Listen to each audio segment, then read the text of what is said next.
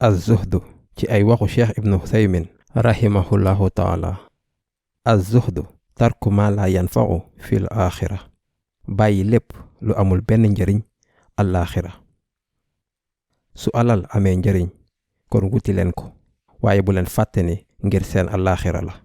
su liggéey amee njëriñ ngir alaaxira kon wut leen liggéey bu baax, waaye bu leen fàtte ni ngir seen alaaxira la.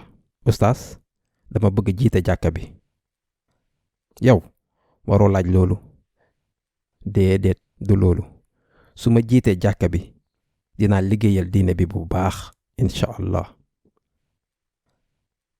maanaam moom dina liggéey ngir wut luy amal njëriñ aaxiraam, du ngir àdduna bi. sama mbokk yi, loolu mooy zuxdu. moo ne de nit ñu bari dañoo foog ni zuxd mooy nekk miskin, nekk woyaankat. déedéet, nit mën naa nekk macha allah di doxal benn barab liggéeyukaay waaye mu nekk ab zuxdu. waaw, yenn nit ñi yu gën a am alal jarul ñuy fay zaka.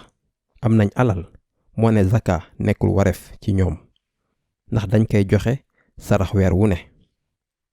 te bu waxtu zaka jotee amuñu dara lu ñuy joxe ndax seen alal moo ngi ci suufu nisaab bi. barakallahu fiik.